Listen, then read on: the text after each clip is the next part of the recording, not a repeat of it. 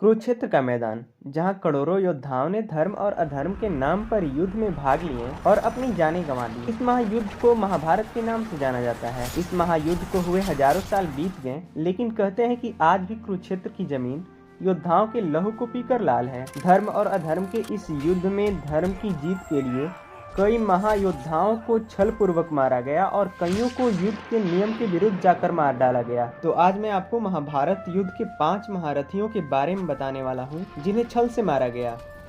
भीष्म महाभारत के युद्ध में सबसे बुजुर्ग और सभी योद्धाओं में श्रेष्ठ थे। अपनी राजभक्ति के कारण इन्होंने कौरवों के साथ युद्ध में भाग लेने का निर्णय किया और पांडवों के विजय में सबसे बड़ा बाधक बन गए। 18 दिनों तक चले इस युद्ध में भीष्म ने अकेले 10 दिनों तक पूरे पांडवों पर भारी पड़े और उनकी सेना का संहार करते रहे। ऐसी स्थिति में अर्जुन अपने रथ पर शिखंडिनी को लेकर आए, जो न नर था और न ही स्त्री, जिसके कारण भीष्म को अपना अस्त्र त्यागना पड़ा और फिर अर्जुन पितामह का वध किए। द्रोणाचार्य भीष्म के बाद कौरवों के सेनापति बने द्रोणाचार्य। ये कौरवों और पांडवों के गुरु थे, जिनको इस युद्ध में पराजित करना लगभग असंभव था। फिर भीम ने अश्वत्थामा नाम के हाथी को मारकर द्रोणाचार्य के पास जाकर कहने लगे कि मैंने अश्वत्थामा का वध कर दिया, जिसे सुनकर गुरु द्रोणाचार्य ने अपने अस्त्र और शस्त्र का त्याग कर दिए और मौका का फायदा उठाकर द्रौपदी के भाई धृष्टद्युम्न ने द्रोणाचार्य का वध कर दिया।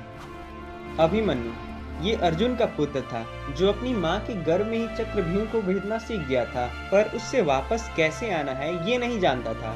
माना जाता है कि महाभारत का सबसे छल से मारा गया योद्धा अभिमन्यु ही है, जिसे मारने के लिए चक्रव्यूह का निर्माण करना पड़ा और फिर भी यह हार नहीं माना। तो इसे मारने के लिए गुरु द्रोणाचार्य, पितामह भीष्म, कर्ण और स्वयं दुर्योधन को इसे मारने के लिए आना पड़ा। कर्ण पितामह भीष्म के बाद कर्ण महाभारत का सबसे शक्तिशाली योद्धा था और ये भगवान परशुराम का शिष्य था। कर्ण को तब मारा गया जब इसके रथ का पहिया कीचड़ में फंसा था और इसके हाथ में न ही कोई अस्त्र था और न ही कोई शस्त्र। अगर ये अपने रथ पर होता और इसके हाथ में धनुष होता तो इसे मारना संभव नहीं था। इसलिए अर्जुन को धर्म के विरुद्ध जाकर कर्ण का वध करना पड़ा। दुर्योधन भले ही इसने कई पाप किए थे, पर यह इतना शक्तिशाली था कि अगर इसे छल से नहीं मारा गया होता तो ये भीम को मार डालता। इसका पूरा शरीर वज्र का हो गया था। केवल इसके जांघ को छोड़कर युद्ध के अंत में इसे मारना भीम के लिए मुश्किल हो गया था। तब भगवान कृष्ण ने भीम को इसके जंघा पर मारने को कहा और फिर भीम इसका वध कर पाए। क्या आप इन 5 योद्धाओं के बारे में जानते थे? कमेंट में जरूर बताइएगा और चैनल को सब्सक्राइब करना मत भूलिए।